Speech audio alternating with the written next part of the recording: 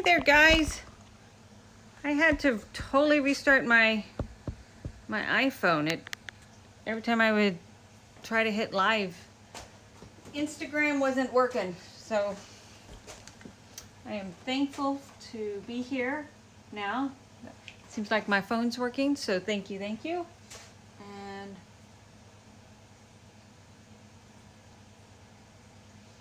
so great, thank you. Okay, so where did I leave off in class? So it looks like I've got hi Brandy, hi Michael, hi Anka, Chris, and Arun. Arun, I think you are not in my class, but this is a demonstration I'm doing, a continuation painting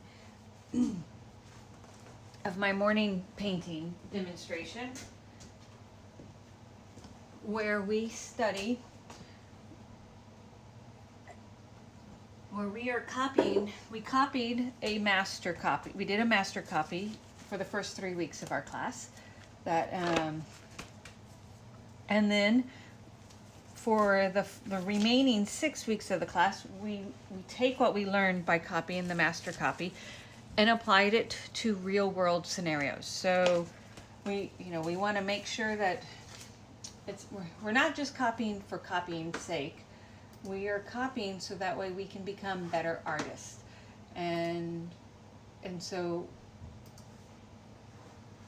what we're doing, and so now this is our setup for the class for using real world scenarios. So it's a setup of apples with a pewter pitcher, and this is my first layer, so it's kind of rough. Your image is oriented vertically, or yes, I have it oriented to the side. So hold your camera, switch it. Just hold the way it is. So like if you hold your camera up and down, hold it to the side, and that should work. At least that's how it's worked before when I've done it this way. I wanted to get in tighter for this Instagram live. So Brandy, tell me if you hold it on its side, if it works out fine, and then you, yeah.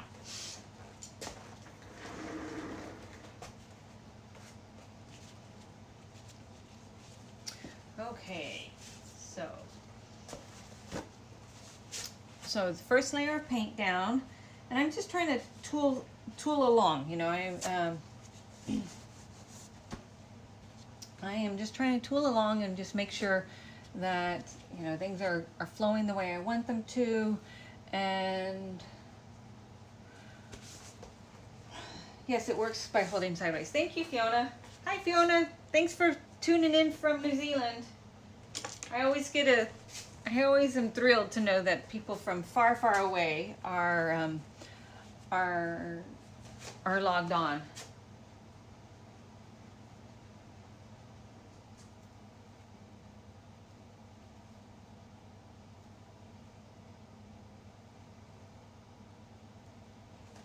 Okay. Works well with my iPad on the side. Great. Thank you guys so much for letting me know. So I took a lunch break. And whenever I come back to a painting after a break, I kind of like reassess. I look at my edges, I look at any shapes that need to be like fine-tuned before I start painting in new stuff. Your class sets me up for the day. Oh, perfect, Fiona. I'm so glad to hear that. And I want to get to where I'm working, I'm working back to front. So I'm going to work on this apple and then come further forward.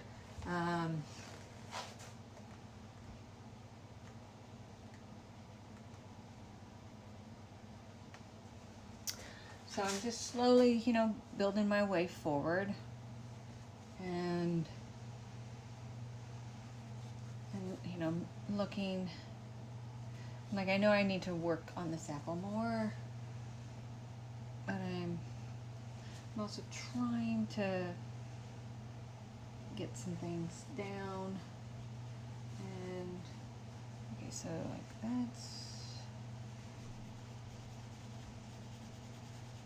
So I'm kind of obscuring that a little bit.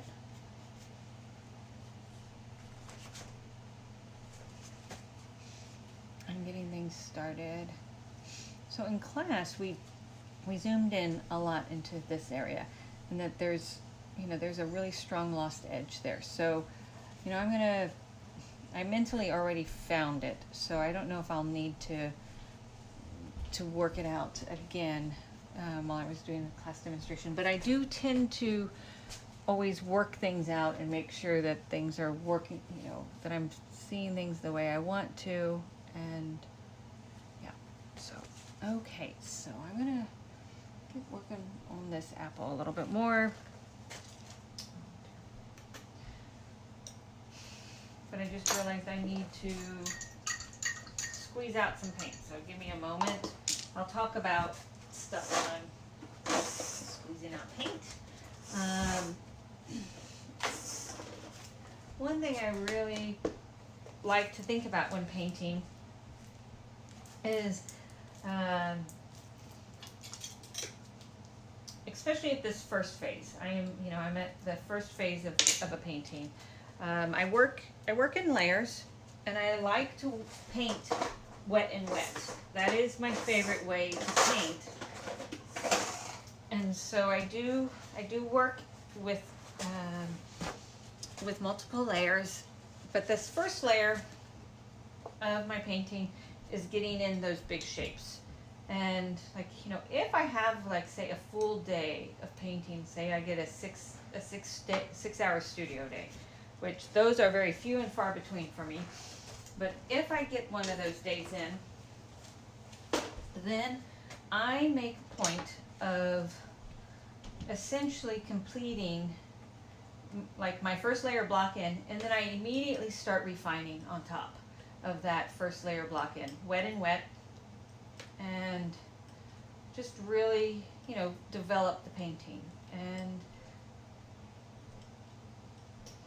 I love working long painting studio days, but there are ways to get around it, and one of the ways that I get around that is by painting in lots of multiple layers and planning my layers to be wet and wet, or fat over length, and really making the most of what I can from that. So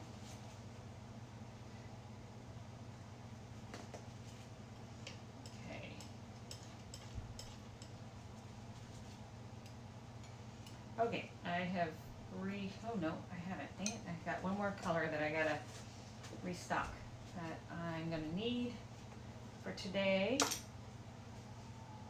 Oh, and my kitty cat has come down to meow at me and tell me she wants something. I don't know what. Probably food.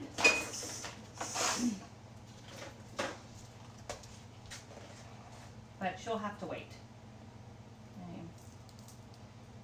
I'm busy with this. Okay, so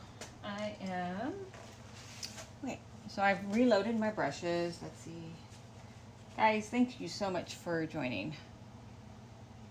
And, I think, so when I'm working on edges and values, I'm always striving to be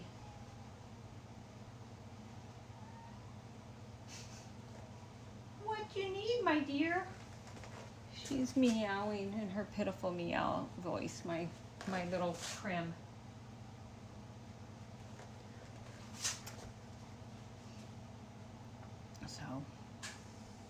So I'm just gonna I'm gonna just clean up a couple of things before I move on. Oh my goodness, yeah. Okay, I love painting apples. They are so wonderful. Okay, so, and this is wet from earlier today, so it's perfect. Gives me an opportunity to really play. Nice. Okay. Let's some nice layers.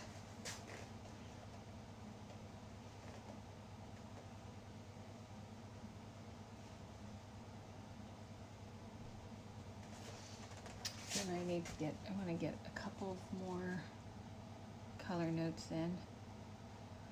Now I'm working on this wonderful oil primed linen that I get from a guy in New York City. I buy a roll of it. His name is Angel, or Angel, if you,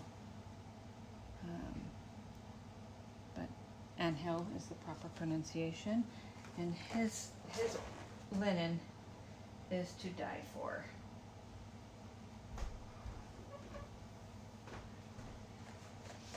I absolutely love the texture of his linen and the tooth there. It makes for such wonderful painting. Hey there, sweetie. What?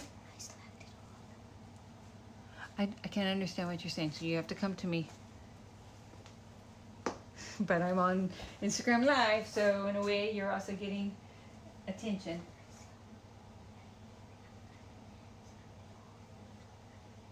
Okay, good. Okay, go back to class, okay? You're on break right now? Okay, good. So, let's see, there we go. Hey, can you check Prim? She's down here meowing, so she might want food. She biting a dead bunny. Okay, so that's what she was meowing about. She was hunting. Okay. Okay, guys, so, okay, for now, that's good enough. Okay, time to get to this guy. So I'm gonna bring him down. And so I like painting back to front. So I'm gonna paint, and I don't paint up to my line, I actually paint over. So that way I have a little bit more wiggle room, and then I can totally control this edge up here. And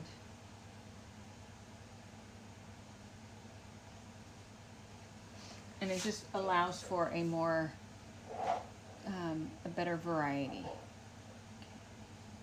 Still, I'm not quite satisfied with that shadow shape. And I keep on going back and forth, back and forth.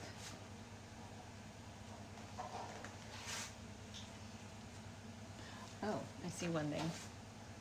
Okay, so that shadow shape goes all the way to there.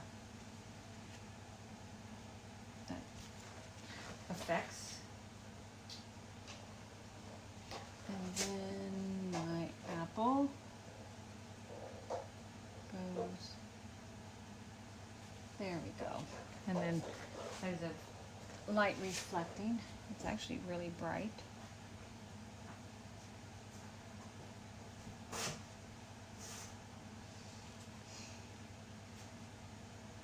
Or really bright in comparison for a shadow shape.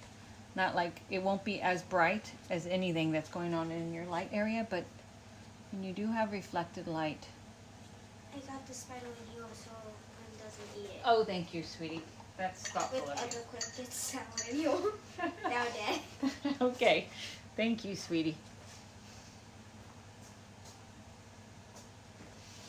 Okay, and so then I need to, no, it needs to be a little bit more yellow.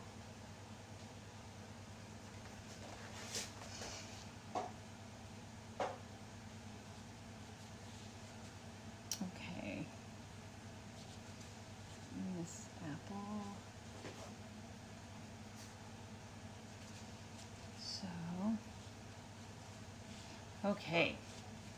So I'm slowly making it away around. And I, like, you can like call it quits kind of in this stage, because once I get the paint laid down, it is an opportune time just to move on to other areas. I think sometimes I think if it's calling you, like right now it's calling me, I do pursue it. You know, I try to investigate, well, you know, why am I not letting go? What is it about this little bit of paint, you know, a little bit this square footage of my canvas that isn't letting me move forward and let go? And when something won't let, you know, I can't mentally let go, you know, I investigate it. I do try to make a point of investigating and seeing if there's something that you know, is there something that does need my attention more? And what can I do to, you know, to answer and take care of, you know, that part of the creativity. And then I'm working through.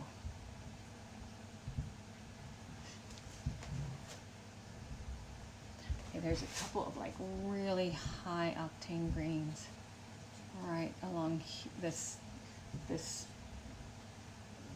the curvature of the halftones into the core shadow. So this is actually pure cad green pale that I'm mixing in right there to really give that high octane. There's a couple of other areas that have it, so I'm gonna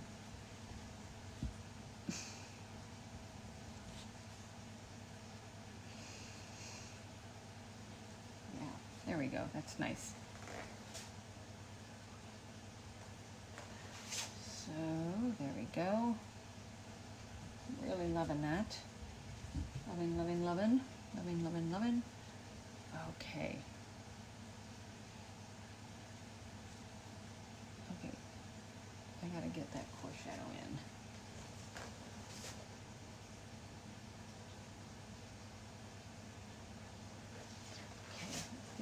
Shadowing. There's a core shadow right here.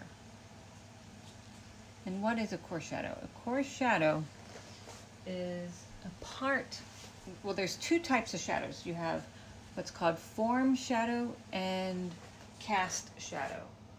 And they pretty, you know, let's listen to the word. So cast shadow is a shadow cast by an object. So often it will be a shadow that is cast. So like, for example, that right there is a cast shadow. This is a cast shadow. This is a cast shadow. And then like right there is a cast shadow. But then you have what's called a form shadow. And a form shadow is a shadow that is created by the shape, the form of an object. And like these apples are kind of round.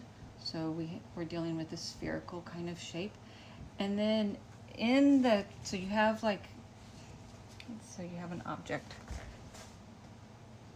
Let's just demonstrate. So you have an object, let's see, so you have a round object, say like right there. This is your highlight. And then all of this is your lights, and all of this is your shadow on this round object. And these are your lights, and like right here, to about like a little bit into the shadow shape are your halftones, and then this is your shadow shape. On top of that form, this circular form, well, right, I made it as kind of a shape of an apple. You have a cast shadow where this, since the light is coming from, say, this direction, that apple is casting a shadow. But then you have, because if light's coming this way, you have all this light bouncing around, and you have a spectral highlight there, and like you have a really dark value right here because no light's getting in there. But then the second darkest spot is your form, your core shadow, which is just a wee bit inside of the form shadow. I mean, like it's very close, but it's just a wee bit inside. And then this core shadow is the shadow that gets the least amount of bouncing off light. So like you're gonna you know, it's just, and it's got to do with where you're standing in relationship to the direction of the light, the spectral highlight, and then the form shadow, and things bounce off to it. And so, like for example, this is an imaginary form object that I'm painting. But if say everybody's looking at this object, and you've got the person that's, and they're all around the object, their form and core shadow will be in a different direction, a different location for each individual, if they're standing in a room looking at the same object. Okay, so that's what, so right now I'm working on, there's a core shadow right here that I want to establish. And then like right here, what's going on right there, that's essentially a cast shadow back there. And what's fascinating is like a cast. Another way that I think about cast shadow versus form shadow is that you have a cast shadow is shadow, where this form shadow is kind of like shade, and then and it's caused by the shape of the object, where this becomes like a distorted outline of the object. Okay. Digression over. Let's go back to working my apple. So I got that. Whoops.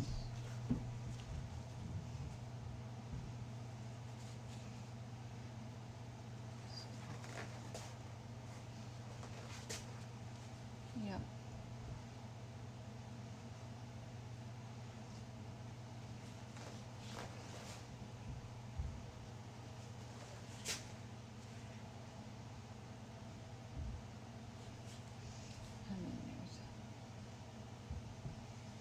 Form shadow. So I'm putting in form.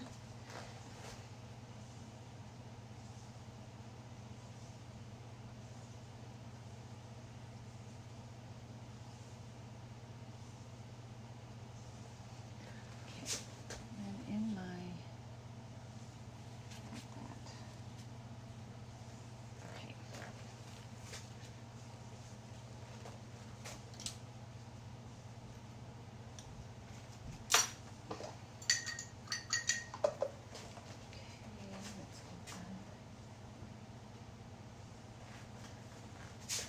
Okay, when also drawing apples, even though these apples are very, very round, thank you for the digression. It was very fun. Good. I'm glad to know. So, when drawing apples are round, but they do have some organic shape to them. They have bobs and knobs and shifts, and they're not symmetrical. And so when I'm painting apples, I really, really strive to avoid that too round of shape. I think you can immediately turn an apple painting into a caricature of apples, a cartoon of apples without meaning to, so quickly. So I always strive when I'm painting apples to really, really find a way to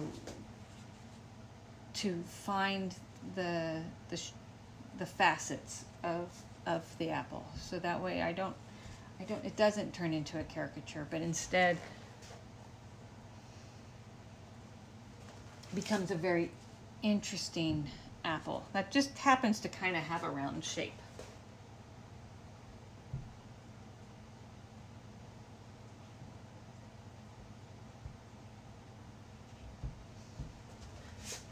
And so that's what I'm doing right now. I'm painting, but I'm also trying to not be too round.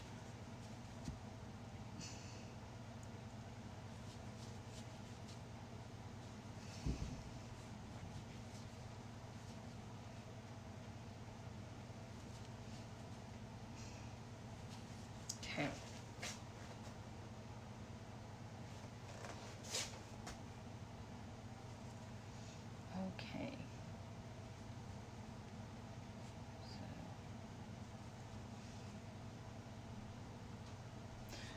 I think a lot about painting is that slowing down.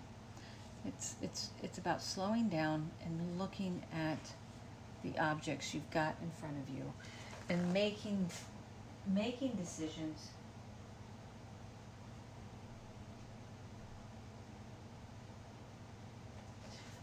decisions that make for, making note of the visual interest.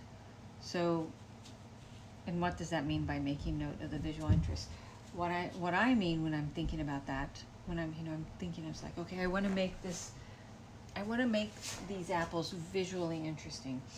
I'm thinking about how can I notice the nuance? How can I notice, like, where is there a little bit of a tick? Is there an apple?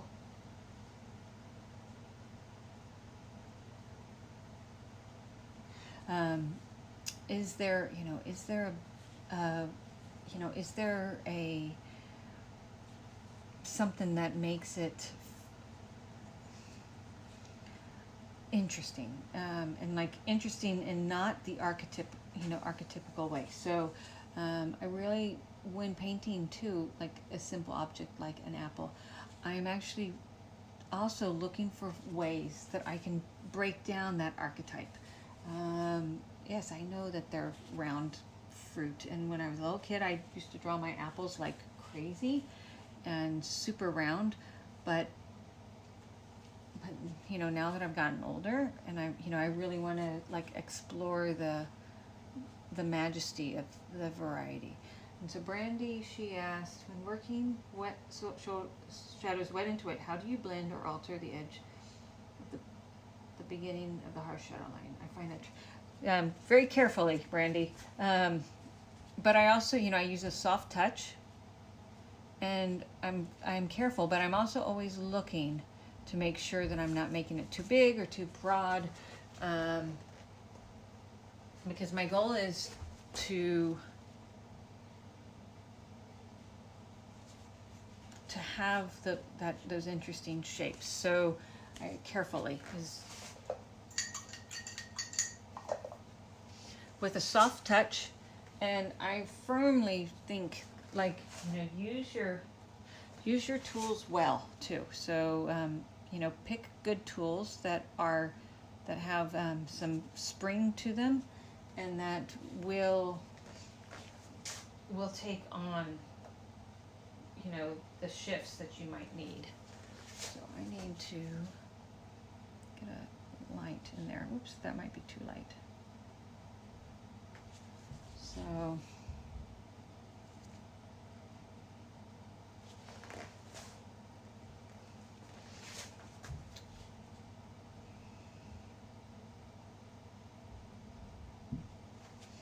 okay, there we go. Okay, I also need to get, it's very white right here, so I need to get that in. And it's very light back here, so I need to get that in.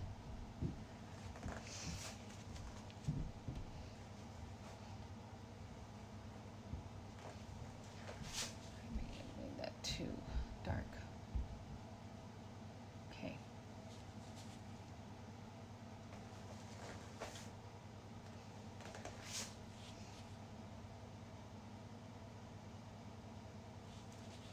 Okay, I'll need to work on that some more, but okay, where am I? I'm at 2:05, so I've been at this for about 30 minutes. Okay, so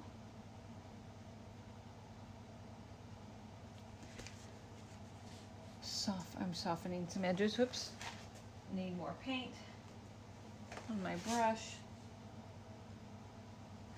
I also think when you're dealing with refinement, you shouldn't be using too dry of a brush. Your brush should be loaded with paint. You should have a decision of where you need to make adjustments. And by having those decisions in your mind, you can then start, you have the ability to adapt. Okay, so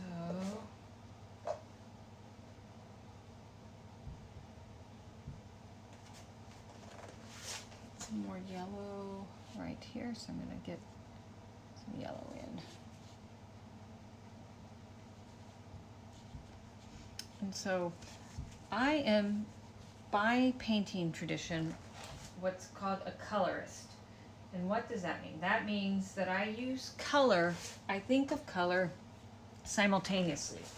I think when I'm thinking about my values, I'm also thinking about color. I'm immediately always thinking about color temperature and value, because color also has value, has associated value. So because of being a colorist, I'm always using color as an opportunity to adjust my my painting setup some.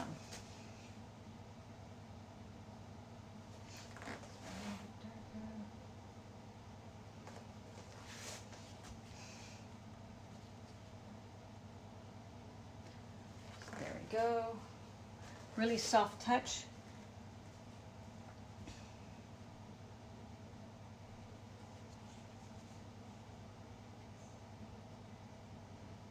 There we go. Don't see any.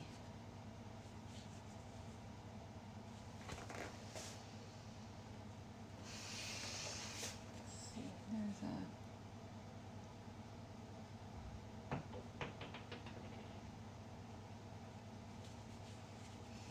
Okay.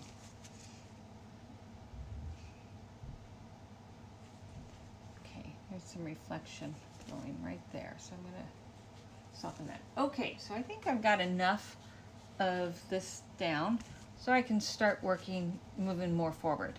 And, you know, this is like a good spot to be in for my foreground. So, or to move forward and to my foreground. So I'm going to move forward, back to front still. So, and that, because, okay, I'm going to be doing foreground, a bit of foreground, but I want to get my background as well. So I'm just going to quickly mix that mixture.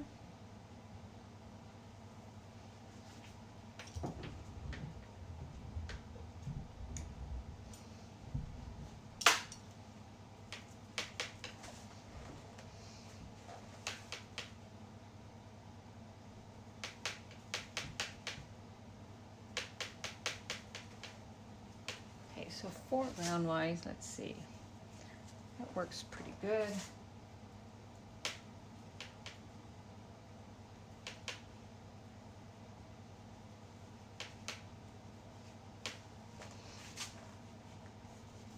Too gray. Okay, so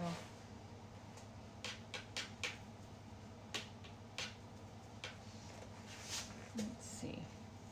That's better. Okay. So I'm going to just get this in.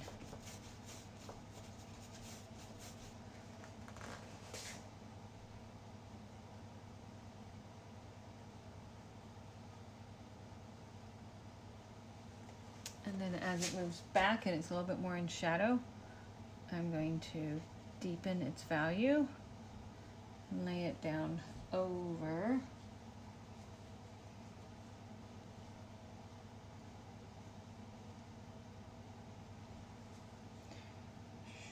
Right there.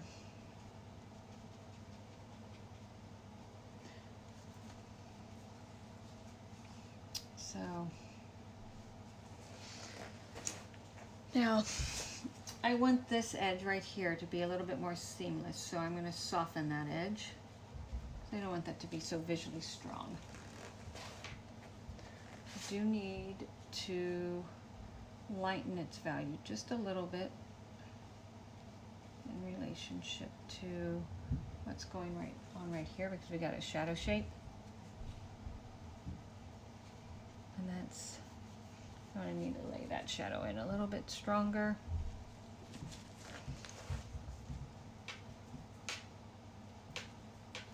But But what I need to do is also, that diagonal is important. So I need to get that diagonal in.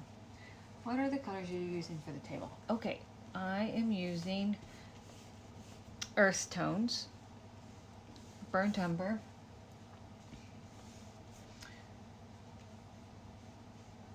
burnt sienna or transparent red oxide, which is PR101, and then also cobalt blue.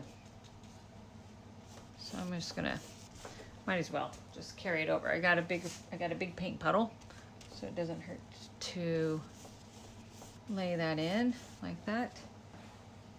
And then as it goes back, it's darker.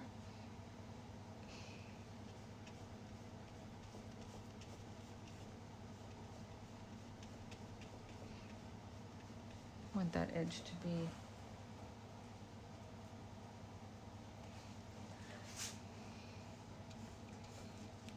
so. There we go. Let's see. So there we go.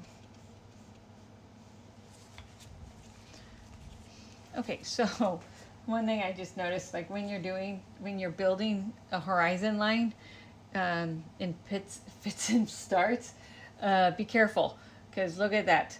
This guy, that's where I drew that horizon line. Then I drew that one there, and then I drew this one here. So that one's closest, and then I did that one. And then I'm gonna look at my resource, and what I'm realizing is, oh, this is the more accurate one. So I need to get in there. I gotta clean my brush and get my background color back in and like lower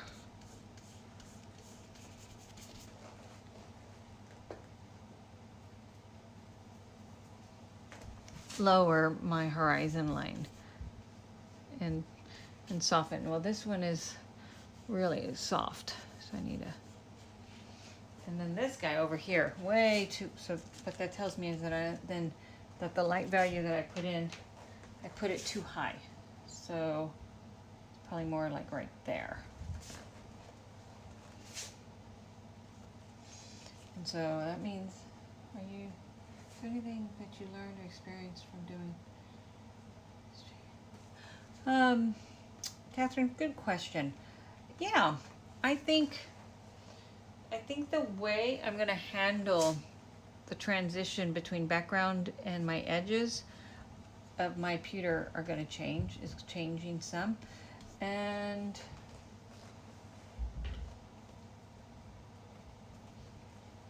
let's see what else.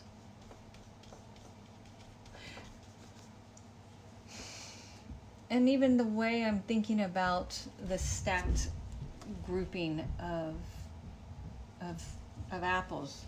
I think I've been influenced by the copy of the Chardin.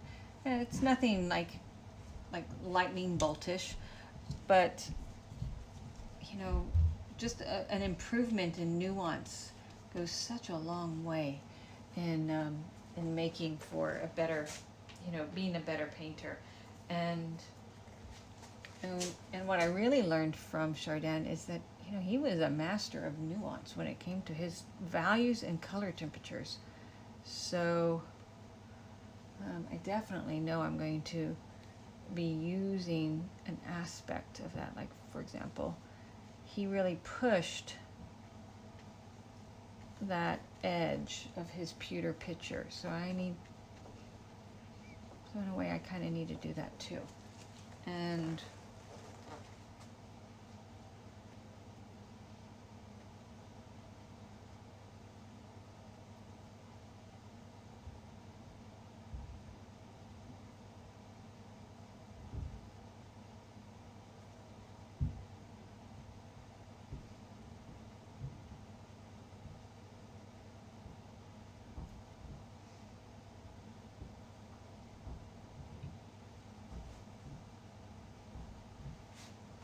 so I'm definitely indebted to that. Just the experience of slowing down and looking and like kind of reverse engineering how he dealt with certain edges informs me and informs my ability to think when I'm maybe at a similar, where I'm dealing with a similar edge. It gives me an opportunity to think and like Chardin did all the problem solving for that painting. So the only thing that like we had to do as copyists is reverse engineer it, but reverse engineer it without having to do the hard translation.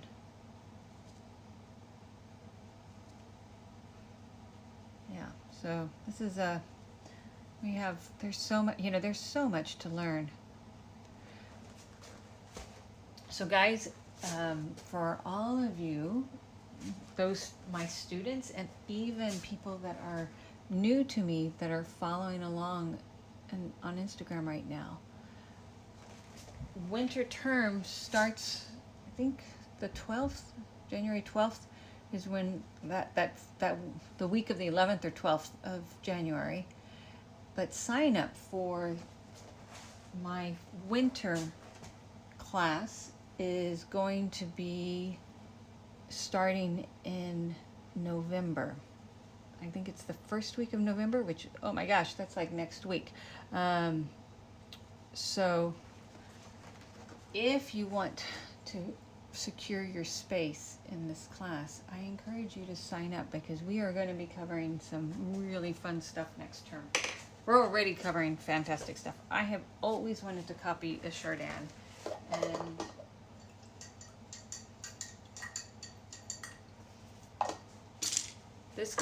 with this class I was able to do it. So I'm very thankful for the opportunity to be able to incorporate into my schedule time to copy a Chardin.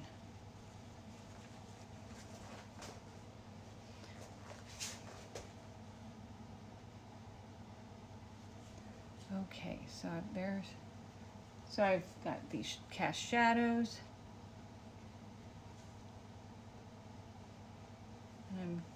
So now it's time to work on this bowl. And I've got about 10 minutes, so I'm going to kind of simplify it.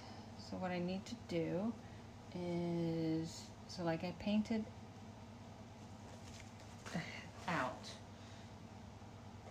Let's see. What mixture am I going to use for my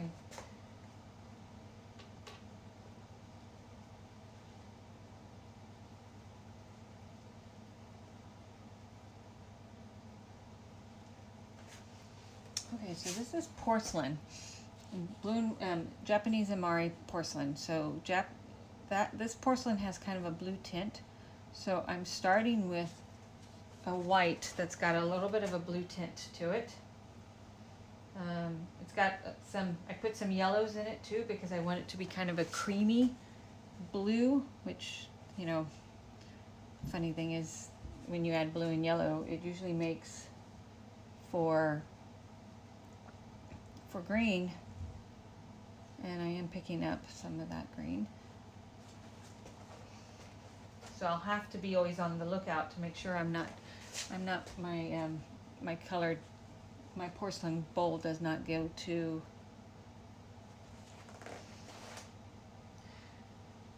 green in its tint of white. Okay. So I'm carving out my bowl. And then there's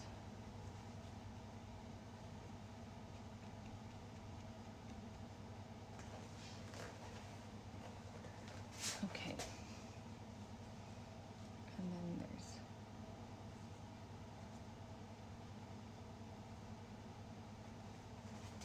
what yellow are you using? I'm using the yellow that is adulterating my white mixture right now.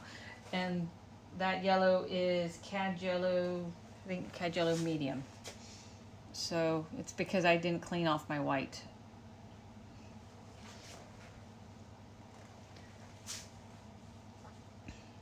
this bowl is pretty, like, it's more like the sides of the bowl are like that.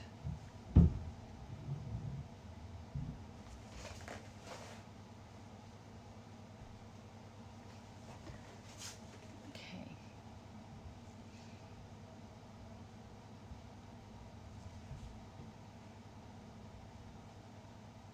Okay, so now that's my light side block in of the bowl. And then it looks like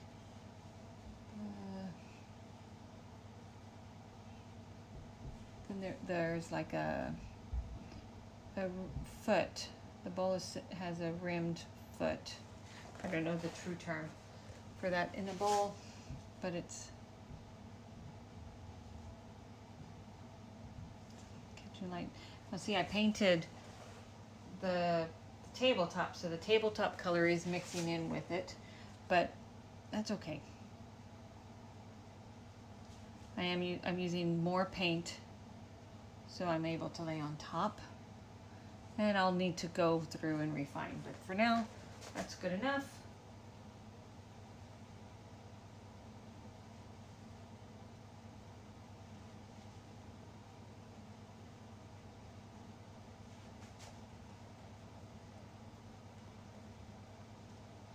Okay, and then my shadow shape for the bowl, I'm gonna get that in. So I'm super simplifying right now. Okay, and so it's always good to measure. So what I'm learning is that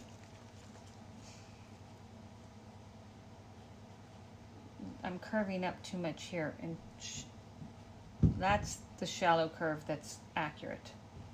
So what that means is I gotta actually bring my apple down more on this side.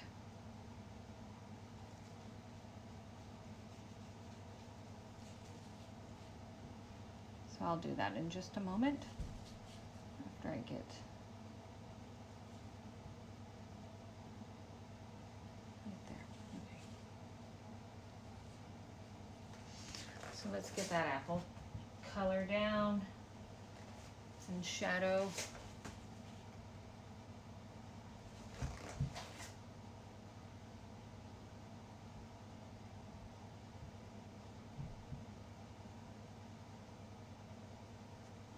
Get that shadow shape down. It's more.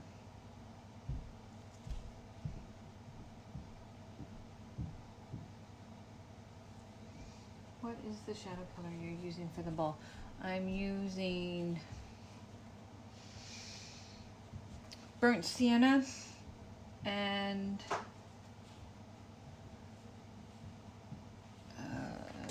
burnt sienna. Oh, and cobalt blue.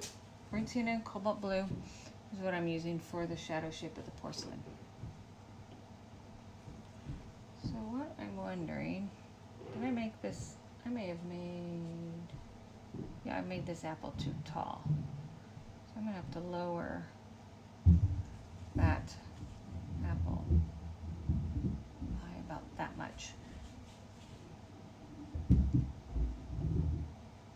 that needs to go down too. Okay, there we go.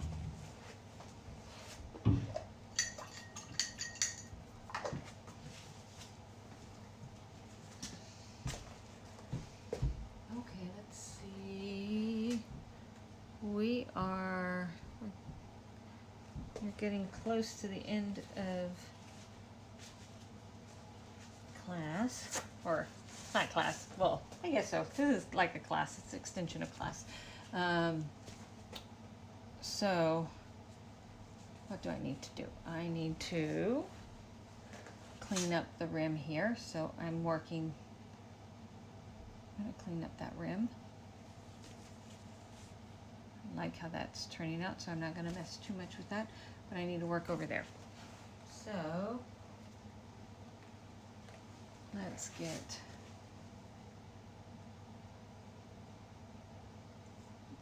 it goes all the way over to here.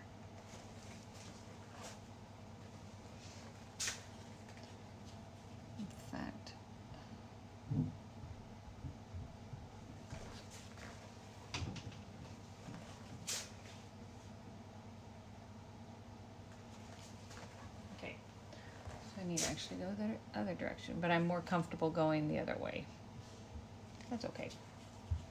It stretches me as an artist.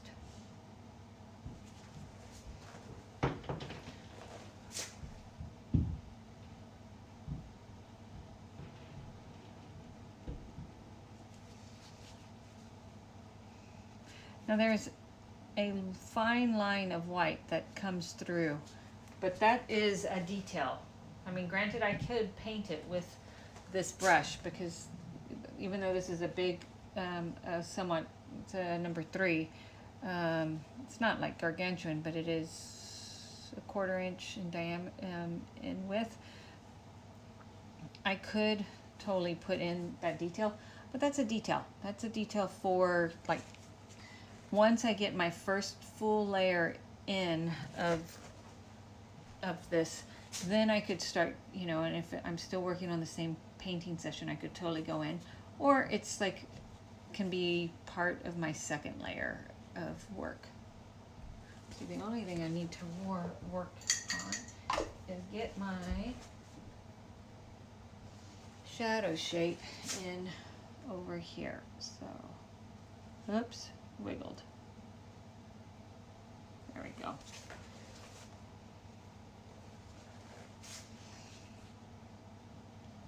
Wiggled a bit, but that's okay.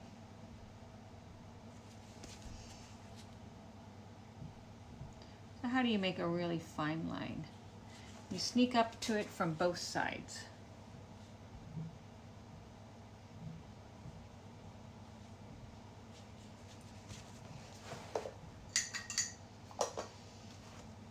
You sneak up to it from both sides. So I'm going to sneak up to it from the top side, kind of get the shape that I want.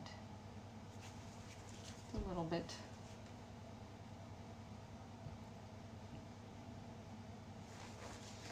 And then I sneak up to it from the bottom side. So, looks so lively and beautiful. Thank you. So then I sneak up to it from here. And voila. I've got a very fine shadow line.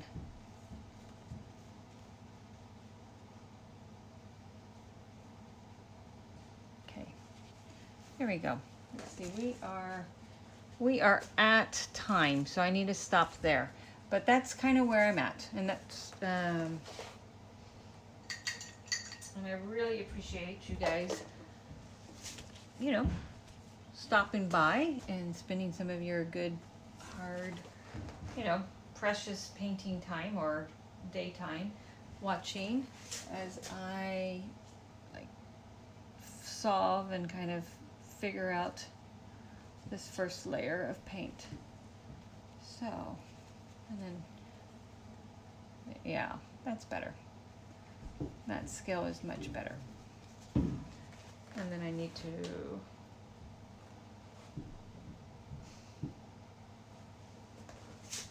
here's a lighter value. Okay, there we go, guys. Thank you so much for joining. Do sign up for my teaching newsletter so that way I'll be sending out information on upcoming classes to my students, and like sign up time for going into the winter term, but my classes have been filling up, so if you want to sign up, make sure you sign up because they get full pretty quickly. Thank you so much. Take care. Bye.